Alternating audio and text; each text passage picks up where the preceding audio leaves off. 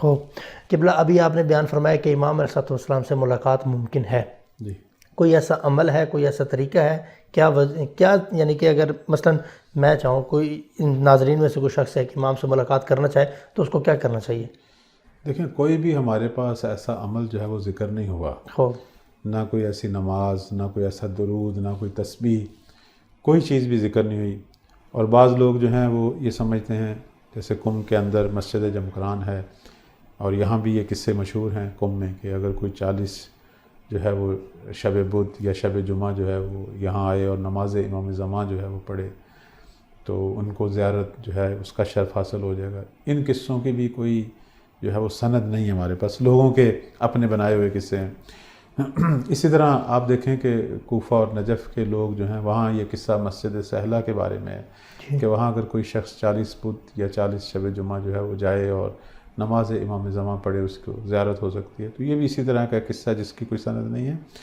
ہماری احادیث کے اندر، روایات میں، زمانہ غیبت میں مولا سے کیسے ملا جا سکتا ہے، اس کا کوئی طریقہ بیان نہیں ہوا، کیونکہ اگر کوئی طریقہ بیان ہوتا تو آج کوئی بندہ بھی ایسا نہ ہوتا جس نے ملاقات نہ کی ہو۔ سارے اس طریقے کے ذریعے مولا سے ملاقات کرتے۔ اور پھر مجھے آپ یہ بتائیں کہ آیا غیبت رہ جاتی؟ آیا غیبت کا کوئی فلسفہ رہ جاتا؟ غیبت کی کوئی حکمت رہ جاتی؟ ایسی کوئی چیز بیان نہیں ہے۔ اور اگر کوئی شخص ایسی چیز بیان کر رہا ہے تو یہ اس کا اپنا ایک خیال ہے، اس کی کوئی شرعی حیثیت نہیں ہے۔ اور بہت سارے لوگوں نے یہ طریقے آزمائے ہوئے ہیں، اور ان طریقوں کے نتیجے میں اکثر لوگوں کو ملاقاتیں بھی نہیں ہوتی۔ ہو سکتا ہے کسی ایک آدمی کو ہو گئی ہو، اور وہ بھی اس نے اپنے خیال میں سمجھ لی ہو کہ میری ملاقات ہو گئی ہو۔ پہلے تو بات ہے کہ واقعاً ہوئی ہے یا نہیں ہوئی۔ اگر ہوئی ہے تو پھر اس طریقے کی وجہ سے نہیں ہوئی، کیونکہ اگر اس طریقے کی وجہ سے ہونی ہوتی تو پھر سب لوگوں کی ہوتی جو یہ عمل کر رہے ہیں۔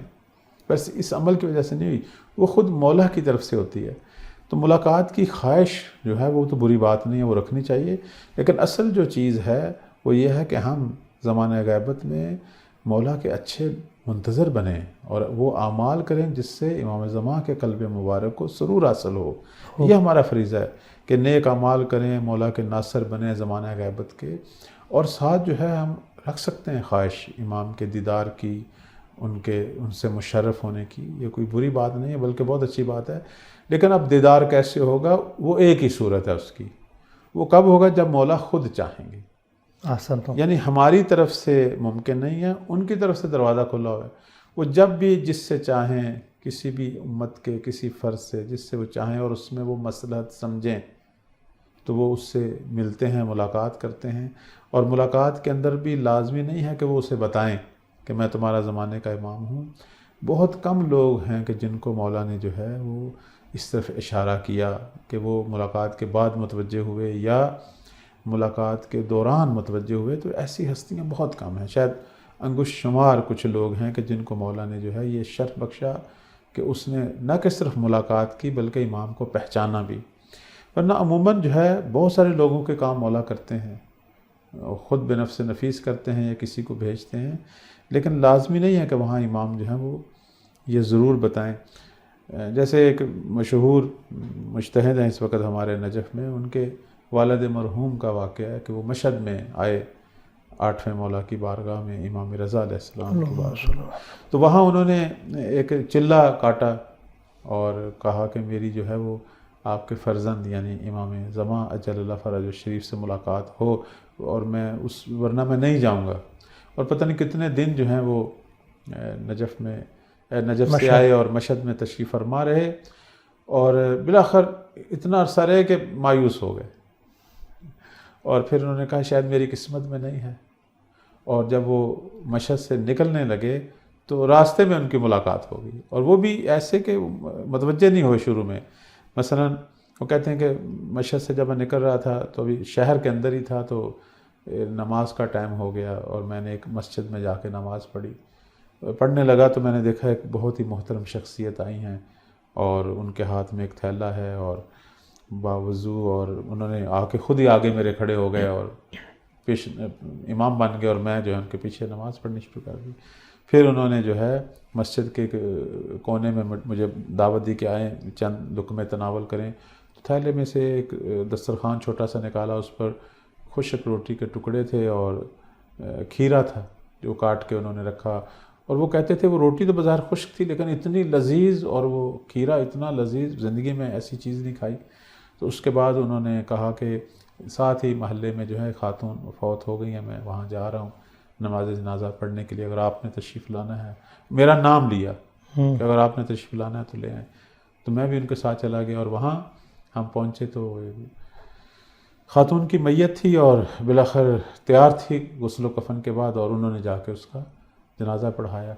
اور مجھے یہ کہا کہ یہ وہ خاتون ہے کہ ایران میں اس زمانے میں چونکہ شاہی نظام تھا اور پردے پر پابندی تھی، خواتین کے سروں سے چادریں کھینچ لیتے تھے، تو وہ کہہ رہے تھے کہ جب سے شہنشاہ ایران نے یہ پردے کی پابندی لگائی ہے اور چادریں کھینچنے کا حکم دیا ہے، یہ خاتون اس زمانے سے گھر سے باہر نہیں نکلی۔ اللہ اکبر۔ اتنی اس نے اپنے پردے کی حفاظت کی ہے، اور اس لیے میں آیا ہوں اس کا نماز جنازہ پڑھانے کے لیے۔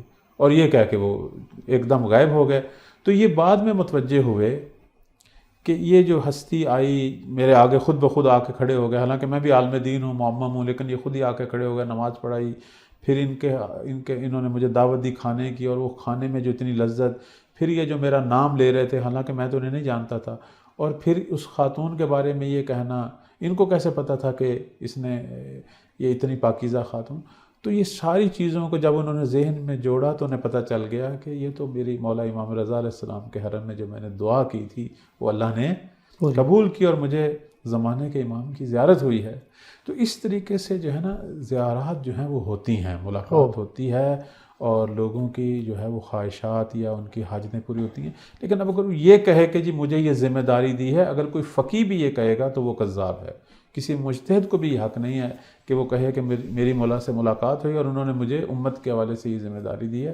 اس طرح کی بات جو ہے وہ مشاہدے کے زمرے میں آئے گی، اور اس کی جو ہے وہ امام نے تکذیب فرمائی، اور فرمایا کہ جو بھی میرے مشاہدے کا دعویٰ کرے وہ کذاب ہے۔ خوب قبلہ، آپ نے انتہائی آسان انداز میں تھوڑی سی وضاحت کی۔ اسی واقعے کی ذیل میں میں ایک اور چھوٹی سی آپ سے صرف یہ کنفرمیشن کرنا چاہوں گا، جیسا کہ آپ نے کہا کہ امام خود آ کے نہیں بتاتے کہ میں امام ہوں۔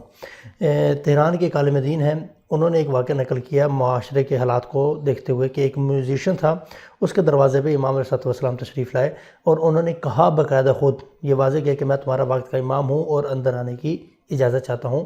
تو اس شخص نے کہا کہ 2 منٹ انتظار کیجئے، میں پہلے یہ جو لہو و لعب کا سامان ہے اس کو سائڈ پہ کر لوں۔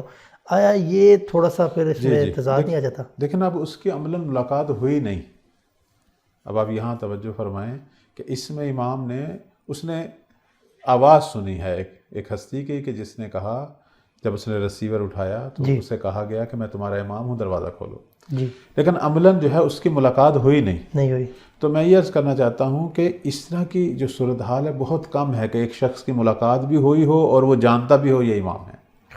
ہاں، ایک تو یہ بات ہے۔ دوسری بات جو ہے، ہم کہتے ہیں کہ امام جو ہیں وہ بالآخر لوگوں کو گناہوں سے دور کرنے کے لیے، ہدایت کی طرف لانے کے لیے ممکن ہے کئی لوگوں سے آ کے ملتے ہوں، اور ہو سکتا ہے بعض جگہ پر وہ کچھ تأثر بھی چھوڑیں یا کوئی ایسی نشانیاں چھوڑیں کہ دوسرا جو ہے وہ بعد میں متوجہ ہو کہ یہ جو مجھے ہدایت مل رہی ہے یہ ان کی طرف سے مل رہی ہے، تو اور وہ اپنی ہدایت میں بالآخر اس راہ میں وہ پختہ ہو، تو مولا جو ہیں وہ اس کی رہنمائی اس انداز سے کریں۔